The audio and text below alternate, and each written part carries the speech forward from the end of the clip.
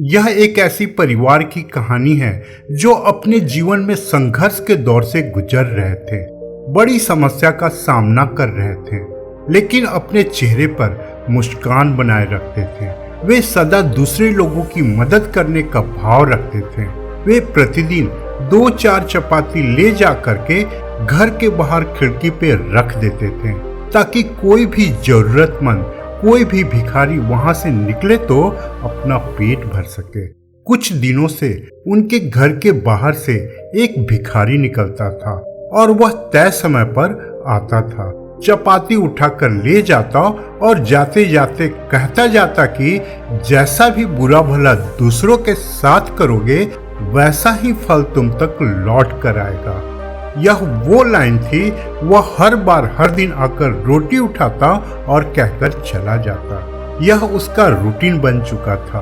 उसे क्या मालूम था कि इस परिवार का एक लौता बच्चा जो 13-14 साल का रहा होगा, 2 साल पहले न जाने कहां गुम हो गया था। काफी खोजबीन करने के बाद भी वे लोग बच्चे को नहीं ढूंढ पाए थे।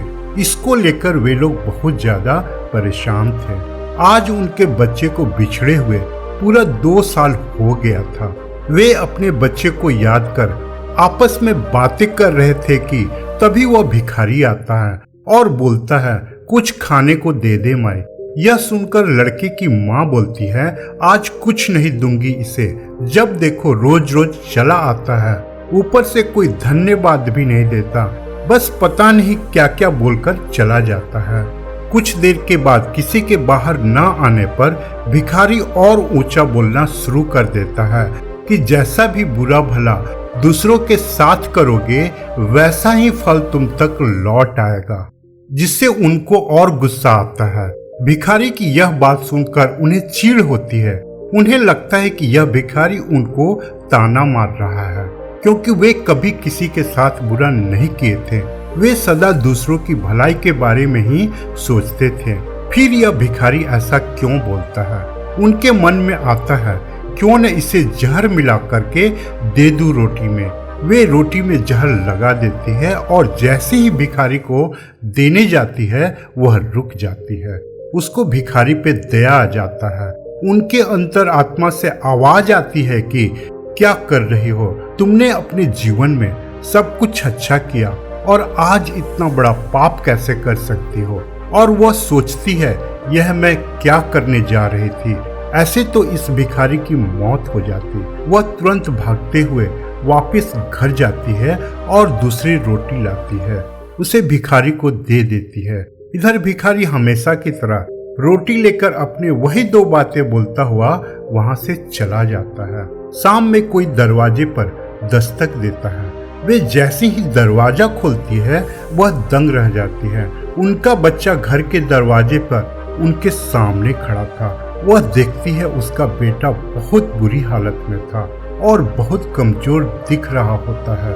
वह बहुत खुश हुई, ऊपर वाले को धन्यवाद दिया। उसने बताया कि वह इधर उधर पता नहीं कितने राज्य में घूमकर यहाँ पहुँचा है।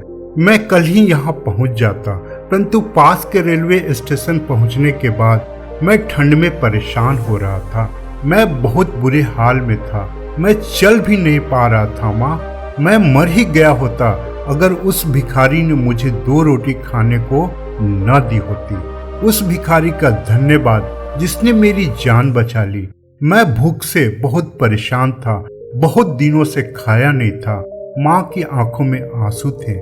माँ ने पूछा कि वह कैसा दिखता था, उसका हुलिया बताओ। माँ को थोड़ा थोड़ा लग रहा था कि शायद वही तो नहीं। उस लड़के ने कहा, हुलिया तो वैसा ही था, बाकी भिखारियों के जैसा, लेकिन एक बात कहकर गया कि जैसा भी बुरा भला दूसरों के साथ करोगे वैसा ही फल तुम तक लौट आएगा। माँ ने प्रभु को धन्यवाद दिया और कहा कि मैंने अपनी अंतरात्मा की आवाज को सुन ली। अगर नहीं सुनी होती तो शायद आज भिखारी को वो जहर वाली रोटी दे दी होती, तो आज उसका बेटा जिंदा न होता। या फिर अगर भिखारी खुद वो जहर वाली रोटी खा लेता तो न तो वह भिखारी बचता और न ही भूख से तड़प रहा उनका बेटा बचता। तो आपने देखा भगवान का न्याय। जैसा करोगे वैसा भरोगे। हमेशा दूसरों का भला करो, आपका भी भला होगा। जीवन का सार यही है, अच्छे कर्म घूम करके वापस जरूर आता है।